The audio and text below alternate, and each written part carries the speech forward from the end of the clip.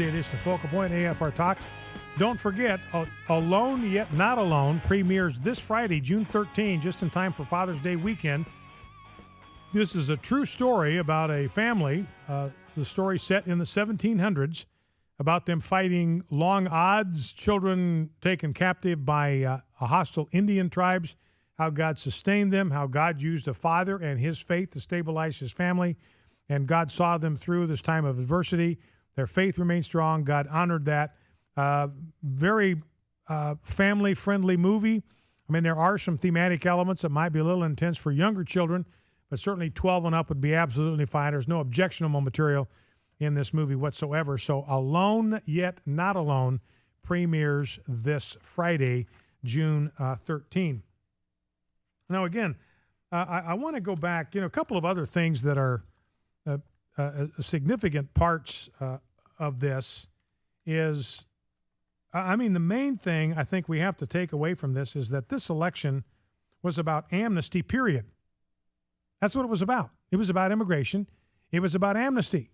Because as I pointed out, David Brat had no money, no name ID, no machine, no experience. The only thing he had was the right position on amnesty.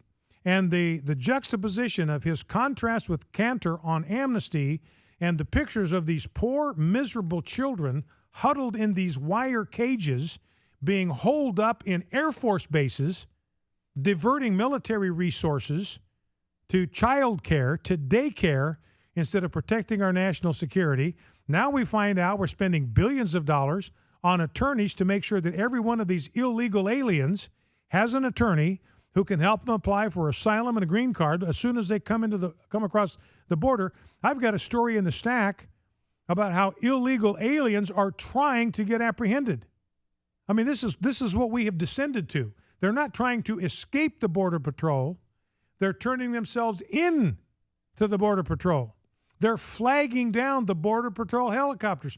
Please come and apprehend me. I don't want to escape you. I don't want to avoid detection. I want to be apprehended, because what we are discovering is that everybody who winds up in the custody of the Border Patrol, they get a free bus ride to Phoenix or to Tucson or to Nogales or to El Paso or to Lackland Air Force Base or to a Oxnard Naval Base in California, and they're taken to the nearest bus station where they can hop on a Greyhound bus. They can go anywhere in the United States they want to go. So they're turning themselves in. They don't want to avoid detection. They want to be apprehended. I mean, that is just how much chaos there is now. Complete breakdown of any semblance of order on the border. So this thing is about amnesty, period. And I think the message that the base was sending yesterday to the GOP, look, I'll tell you what we want. We do not want amnesty, number one. Number two, what we want is border security, and we want it now. Now, this has rattled the GOP elites to the core. I mean, they're shaking in their boots today. They don't know what hit them.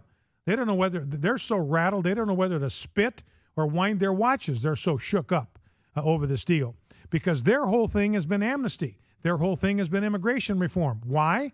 Because the Chamber of Commerce is offering them $50 million. It's all about bucks. They've sold their souls. Well, they really sold our souls. They've sold our souls out for a mess of pottage. They're selling us out. They're selling their country out for the sake of dollars, for the sake of money. It's a bargain. It's a Faustian bargain with the devil.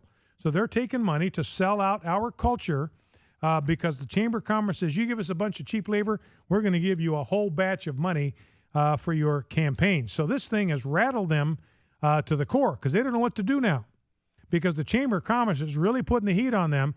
We want amnesty by August. We want amnesty before you go home for the fall, because if you want our money for the November elections, you'd better get amnesty done by the end of the summer, or you're not going to get a dime from us. That's the threat, basically extortion or blackmail, that the Chamber of Commerce is hanging over the heads of the Republican Party. And the other thing, people write about obituaries about the Tea Party. Tea Party is dead. Tea Party is finished. And I ask anybody to look at what happened in Virginia yesterday. I challenge anybody to look at those results and tell me that the Tea Party is dead. And you think about other people that would like to be president in 2016, and if you like Governor Perry, I like Governor Perry a lot. A lot of you like Governor Mike Huckabee, believe he ought to be the candidate in 2016. Well, one of the things, those voters that like Governor Perry and like Governor Huckabee, they better hope that their guy was paying attention last night, because both those guys have floundered on the issue of immigration. That's gotten them in trouble with their base. Governor Perry, supporter of the DREAM Act, in-state tuition for illegals. Governor Huckabee, big-time supporter of the DREAM Act. We're not going to punish children for the mistakes of their parents. Well, neither should we reward them for the mistakes of their parents and all that.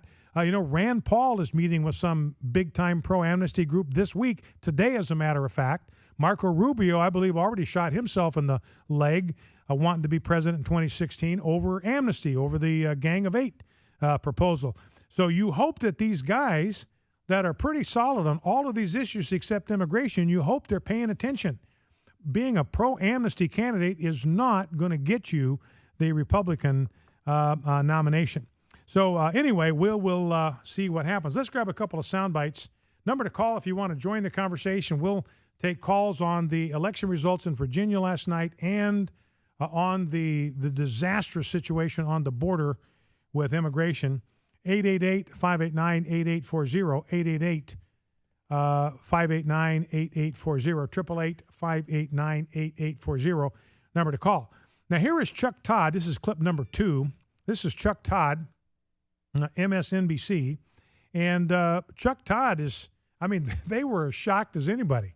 The mainstream media totally thrown for a loop. And I'll tell you, I was astounded at this result. I had hoped that David Brat, for myself, just speaking personally, I had hoped that maybe he would score in the 40s to send a message to the ruling class Republicans. You can't take the grassroots for granted. It just blew me away that he won, and that he won so decisively. So Chuck Todd, MSNBC, he's trying to grapple with why did this happen. Here is his take. This guy tapped in to the immigration issue, which is a much more organic movement inside the Republican base, a little separate from the Tea Party world. Sometimes we all conflate it together because anything that is an establishment gets labeled as Tea Party. But this really was about immigration. You didn't have the professional groups in there. And I think you had this perfect storm, as we've talked about earlier, with what is in the news at the moment, right? Dave Brat was basically, what was his proof that Eric Cantor was, quote unquote, for amnesty? And I had him on my show this morning. I think he used the word amnesty and illegals about every fourth word when I was interviewing them this morning.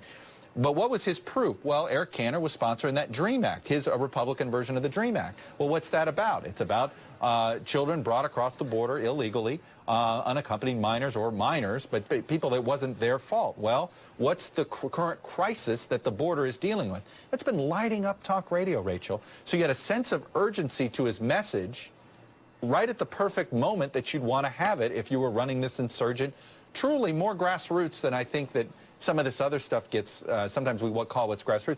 When you're not spending $100,000, that's a that is grassroots, Chuck Todd says. So he says, speaking as a liberal, this really was about immigration. Clip 3, here is Ann Coulter, a conservative, giving her take on what happened. I think that's a wonderful point, and I'm glad you keep making it, because I've also noticed in the commentary that the Democrat response is to keep saying, oh, this is a Tea Party victory. I noticed they are not saying, they seem to think that's insulting and will turn people off. They are not saying this is a defeat for amnesty, because they know what I'm saying is true. Americans do not want amnesty. In fact, they'd like a moratorium on immigration generally. Overwhelmingly, the polls have shown that for 20 years, but the Chamber of Commerce, the Sheldon Adelsons of the world keep buying their way into the heart of John Boehner and Eric Cantor. And whenever voters know what the positions are, again, they did not know in North Carolina last month, when they know they will vote against amnesty, not just to the Republican base, African Americans, legal Hispanics, blue-collar white workers. So Ann Coulter, speaking as a conservative, this was about amnesty. Americans do not want amnesty. The left is going to try to spin this any way they can to avoid the topic of amnesty. Now, here's clip number 6. This is Dave Brat, the winner, last night on Sean Hannity's program. And Sean Hannity asked him what he thought, the role he thought immigration played in the results. How big an issue do you think the immigration issue was in this campaign? Well, I think it's big. I mean, it's the most symbolic issue that captures the differences between myself and Eric Cantor in this race. But it also captures that fissure between Main Street and Wall Street, right? So you look at people's intentions, right, and political intentions, and you ask yourself, why are the Republicans doing this, right? Why are they so intent on this immigration reform? And there's no answer that really makes logical sense, right? I mean, it's clear they're doing it for the Chamber of Commerce, and they want cheap labor and expanded workforce and whatever, and that's going to lower wages for everybody else. And I teach third world economic development, and if, by intent, I mean, if you really want to help these folks, everyone wants to come to this country because we're rich, and the reason we're rich is because we have a very firm rule of law and protection of property rights. So if you really want to help the rest of the world, what you've got to do is encourage free markets, private property rights, and a strong rule of law, and get rid of the dictators in a lot of these countries. And if we do that, those are just fundamental, simple ideas. And, we did that after World War II with Japan and Germany. We built them up. Now we trade together. Everyone's rich. And it works out well. It's a win-win. And so that's what we need to do with the rest of the world. We clearly cannot import 7 billion people on the planet into the United States of America. It's just a non-starter. Okay, so that's Dave Brat. He says this is about immigration. This crystallizes the difference between me and Eric Cantor. And he says, look, and this is important to understand. What he said there at the end is very, very important to understand. We want to help people. We want to help people in Guatemala. We want to help people in El Salvador. We want to help people in Mexico. How do we help them? Not by importing their people into our country, not by turning the United States into Mexico or Guatemala or El Salvador, but by turning El Salvador and Guatemala and Honduras and Mexico into the United States. How did the United States become the United States? Rule of law and the protection of private property rights and basic civil rights. That's how you do it. That's how we became strong, how we became independent, how we became prosperous. So if we want to help these countries, not by taking their people, it's by helping them develop a free market, the rule of law, and private property rights. Focal Point and AFR Talk, back in 2.